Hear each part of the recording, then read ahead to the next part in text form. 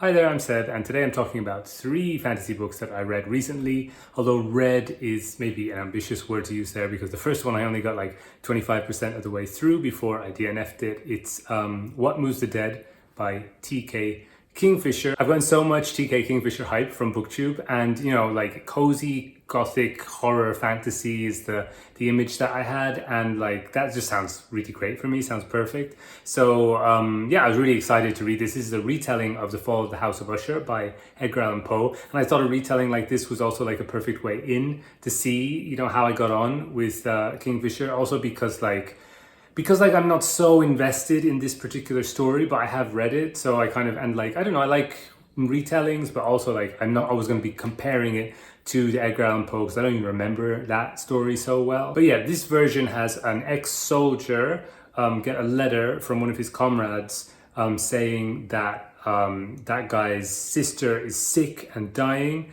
And please come at once to our family household manor. And so like we arrive there, and it's set in this fictional European little country, and it's a horrible crumbling manor surrounded by a horrible murky lake, and there's lots and lots of mushrooms everywhere. Mushrooms seems to be like the main kind of like added in thing to the story, and it really like centers the mushrooms. Like the first sentence is about a mushroom, and like the whole atmosphere at the beginning is like squishy and damp and like this sort of moldy feeling, and there's not much in the way of plot or characterization, so it really like feels like we're just setting the tone and like moving things slowly along while we describe mushrooms. So honestly, I feel like it was setting itself a really hard task from the get-go. Like the mushrooms have to carry everything basically because the characters aren't really there, the plot isn't really there. You get the sense that there's meant to be a sort of whimsical feeling about it, like the guy comes on a horse and he kind of like talks about the horse as though it's a person.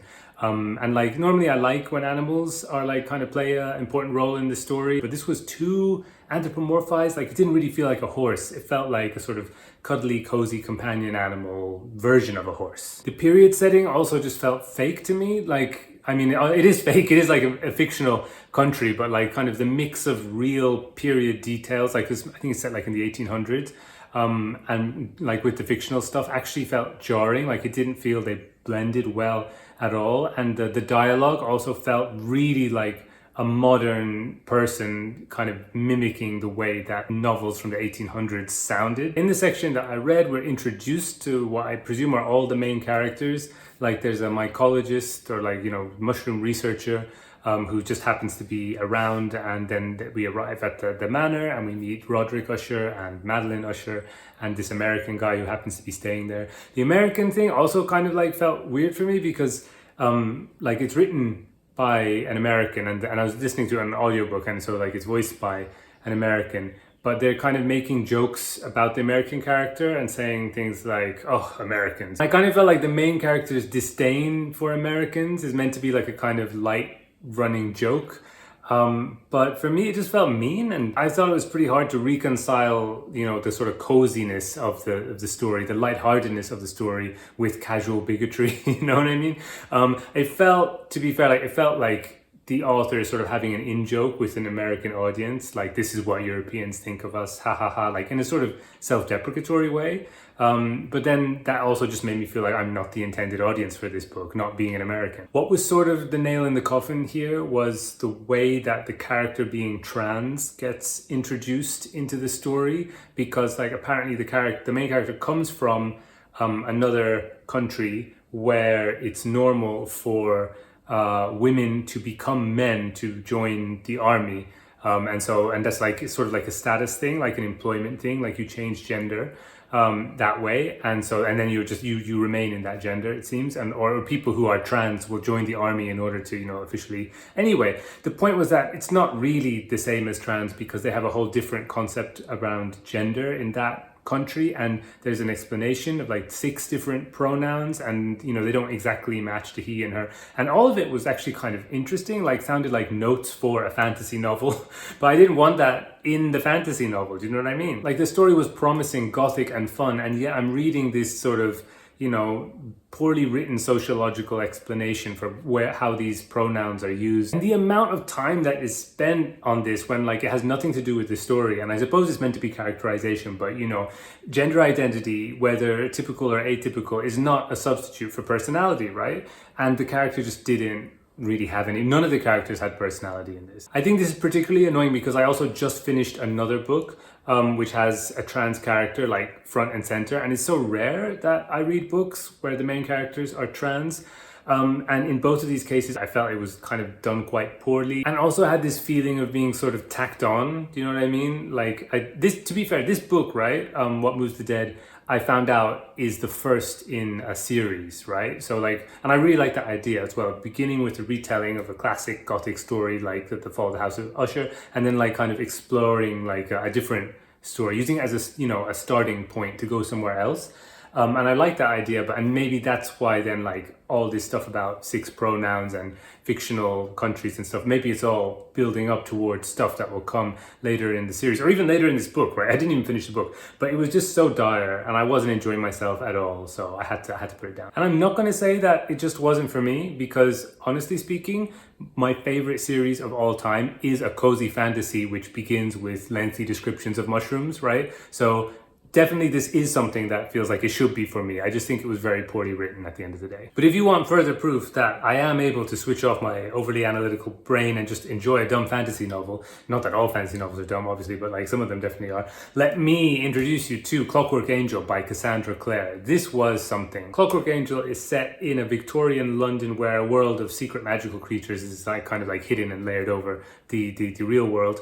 And it's a kind of love triangle. We've got 3 main characters. Tessa, who is an American who's come to England and she is searching for her lost brother. She is like our way into the novel. Like, she thought the world was normal and she's a normal human, but then when she gets there she finds out she's got magical powers, and it's these are the reason that she's wanted by lots of nefarious forces in the magical world. Then there's Will, who is a Nephilim, which is like a half angel, part angel, I think.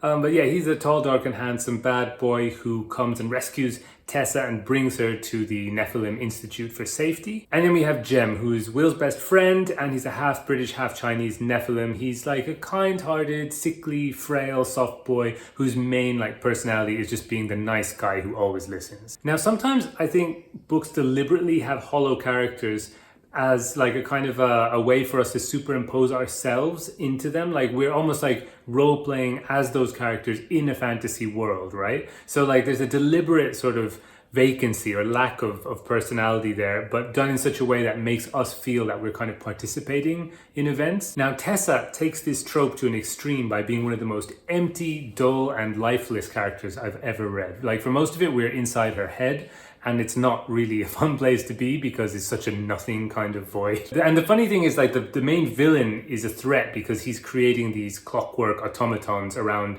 London, and the angels don't know what to do with them or how to defend against them. But the real automaton is Tessa. The only fun thing about Tessa is how unconvincing her feelings towards her brother are, because like that's the whole like reason for the story to happen, that she's trying to rescue her brother, and so she's always thinking things like, I have to get to him, I have to rescue him, but then she interrupts herself by being, did Will just smirk at me?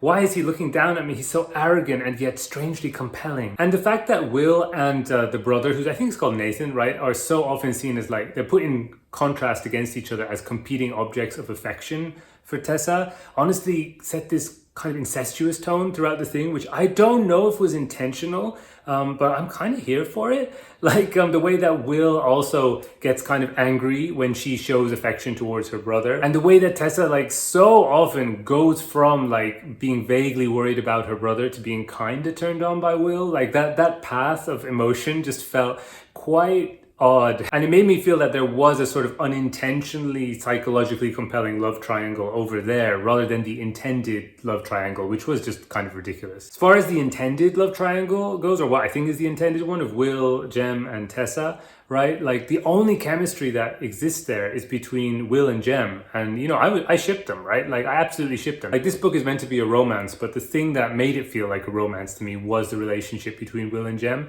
because Will is like arrogant to everyone except for Jem, right? Like he's obviously really concerned about Jem and his illness, and he'll like kind of, you get this sense of loyalty, like he'll do anything for him. And Jem, although he is like polite and kind of, you know, frail and weak around everybody, at the same time, he does seem to have this kind of deep trust towards Will and like this kind of bond with him. They kind of feel like a pair of friends who should be lovers, and the only thing that stops them from becoming lovers is their shared gender. And you just kind of, you really want them to realize, one of them or both of them to realize like what a flimsy barrier that really is, and then like, you know, fireworks are gonna happen, but they don't actually happen, but like that sense that it could happen was like kind of fun. But yeah, the actual romance is meant to be Tessa and Will, and that like did nothing for me. The last character I'll mention, and there's a lot of characters, this is also the first book in the series, right, and it's kind of setting things up, but the last character I'll mention is Jessamine. She is also stuck up and arrogant and selfish and obnoxious like Will, but she's also really fickle and narcissistic and camp, and like just the most interesting character in the book. Like my favorite anyways, because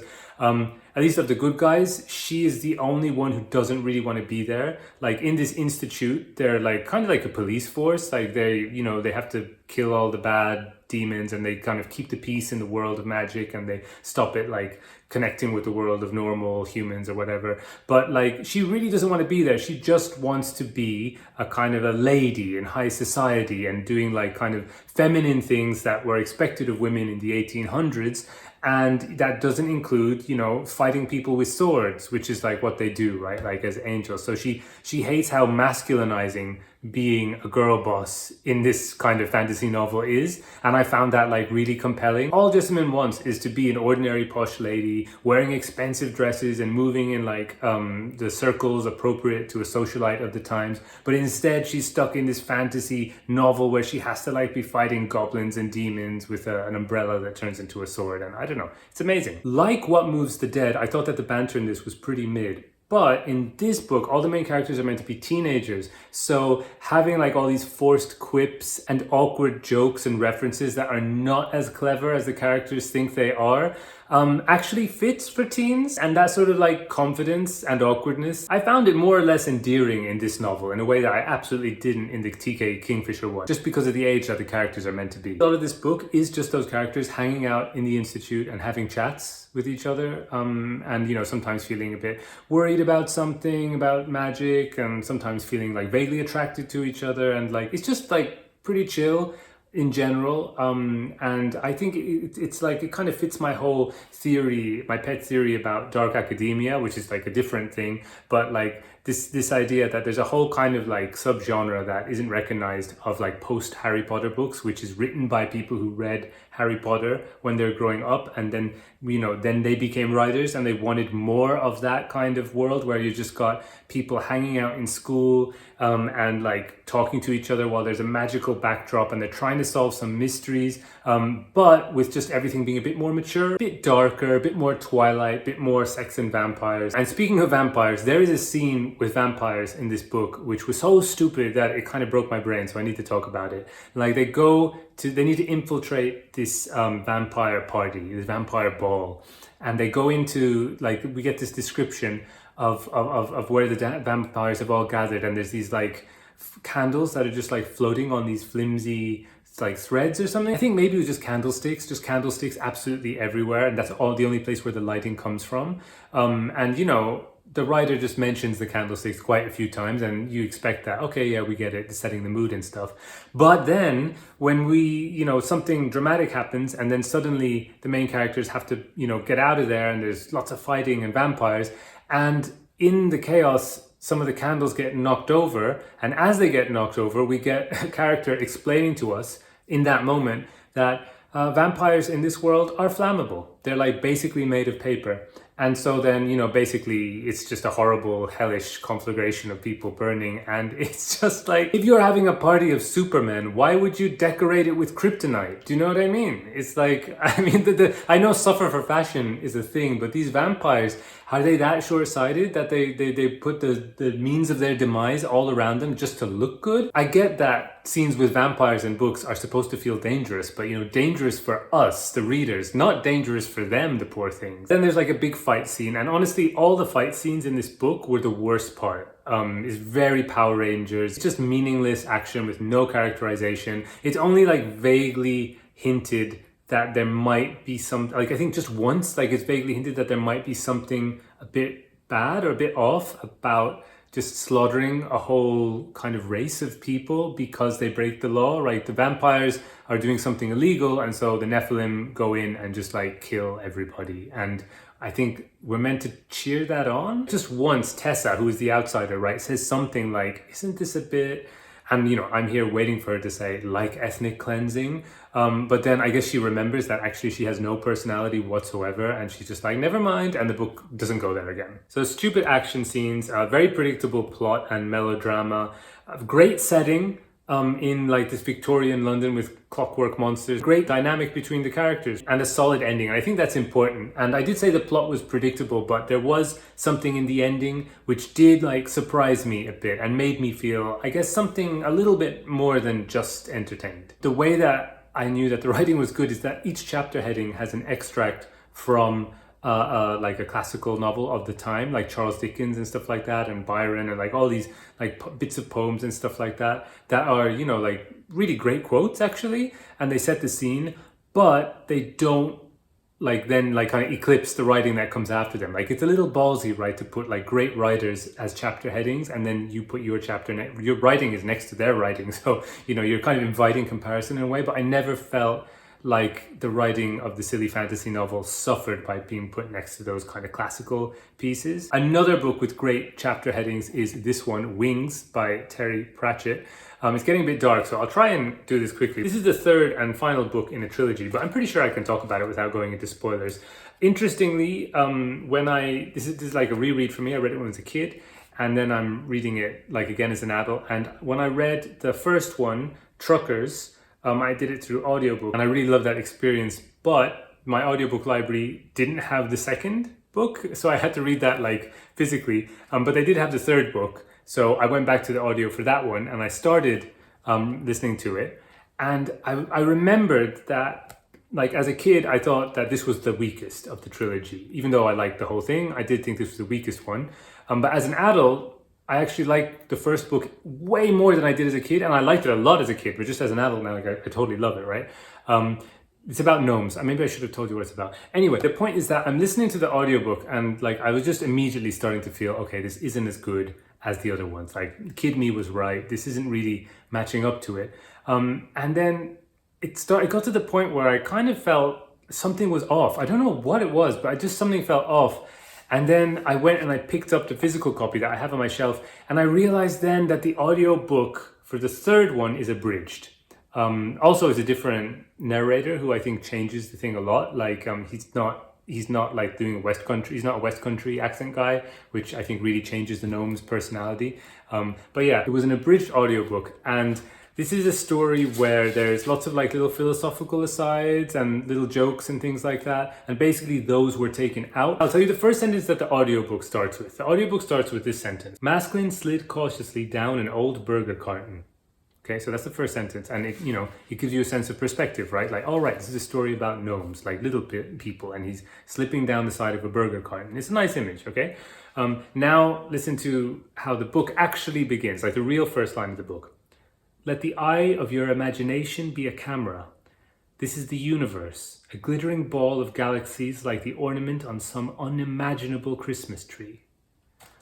That's so much better, right? So that's an unimaginable Christmas tree. What a great combination of words. And then what it does is, because the eye of your imagination is a camera, it like says zoom, zoom, zoom, goes from the galaxies into the, you know, the world, the planet Earth, and then it brings us down into, you know, like kind of this country, and like then towards an airport, and then towards the carton, and then it says masculine slid cautiously down an old burger carton, right? So the perspective is totally different. We're going from huge, we're going from intergalactic down to human level, but then past human level, and then we get to gnome level, right? And that sort of sense of scale, and the idea that, you know, the level that humans work at is not really what's happening in this book, but it's there. It's kind of in between the levels. We're working on a space sci-fi level and a tiny, like, you know, running around the ground, like the borrowers, you know, like there's little frogs and things like that are threats and whatever, right? Like those are the two levels that the novel is working at, and humans are relevant, very relevant to the book, but they're not really where the story is happening. But yeah, it's about a bunch of gnomes, I should have said, who are trying to get home. I also should have told you why I thought the chapter headings were really good in this one. So they had the first two books, the chapter headings are in these little squares, and it's like from the Book of Gnomes. So they've got like a religious text, and it's sort of relating what happens in the stories, but like as though it's something, you know, like a religious thing that happened in the past, right? Like, you know, and lo, the light came from blah, blah, blah. And they're often very funny. Whereas in this one, the chapter headings are taken from A Scientific Encyclopedia for the Inquiring Young Gnome by Angelo de Haberdashery, who's one of the main characters in this. And so it's like, it's taking the opposite sides, like the scientific analysis of what's going on in the novel, right? Like the first entry is airports, a place where people hurry up and wait. Because it's from the point of view of the gnomes, right? And so there's like kind of their understanding, their sort of rationalistic, scientific understanding of the world is also very, very limited and lacking and funny, right? Because of what they can and can't see. So it's contrasted against the religious understanding from the previous books. It's getting really dark, so I don't think I'm going to talk that much more about this book, but it is a 4-star book. When is a 4-star book not a 4-star book? Because the last one, The Clockwork Angel, I also gave 4 stars to, but in a totally different way. That one was 4-star book, and I had very like kind of low expectations, and it like pulled them up to the 4 stars. This one is like a 4-star book where it's so good, it's so like amazing, but it's not as good as the first in the trilogy, and it's not even as good as the second in the trilogy. It's you know, it's kind of it's downgraded a bit. It's kind of filling in the gaps that are necessary to complete the story, you know, rather than introducing lots of fresh new things, which it does introduce fresh new things, but then it just has to glance over them to get on with the plot to kind of wrap up the whole trilogy. And so it feels kind of rushed, and, you know, there's so much that I would have liked to explore more, but we just have to kind of get on with the story, basically. Also suffers from structuring because the second novel ends and then we flash back to these other characters who've gone to the airport, and we need to kind of like get them to where the second novel ends. Basically, it's just getting from A to B, and we already know what B is. So it's like, you know, there's not so much room for surprises. But the whole trilogy is excellent. Maybe I'll talk about it more in another video, but it's getting dark now, so I'm going to stop there. Fantasy that I'm currently reading includes the manga Made in Abyss Volume 4 and the epic Ramayana. What I want to be reading I got this out of the library just on a whim. I saw it there. I don't think I've ever seen it just there in the library, Piranesi. And you know, it's one of those ones that everyone who's sort of ever talked about fantasy, but they actually do literary books, or, you know, on BookTube, like everyone loves this. So I feel like it's time, maybe. And then Sir Gawain and the Green Knight, like I got this for St. Patrick's Day. I mentioned it already on the channel. I didn't even realize that, like, when I got it for St. Patrick's Day, it was appropriate because it's a Green Knight, right? So it's really, I feel like, my St. Patrick's Day book, and that was so long ago. You know what it's like when you got a book that's just calling to you, right? Like, it's saying, pick me up, take me to bed with you. Just like, kind of, I want you to read me. And that's like, that pull can be so strong. But then over time, it starts to fade if you don't pick up the book because you've got other commitments, right? Like, this is what it was like. I was saying, like, hang on, Gawain. I've got so many things that I'm reading right now. I'll get to you soon. But the spark is starting to go. I'm starting to feel like that draw, that pull is just like lessening. And that's kind of sad. So I've just got to read it while there's any sort of remnant of passion still there. But yeah, those are my fantasy books. Let me know if you've read any fantasy lately or if you plan to in the future, and I'll catch you in the next video. Bye bye.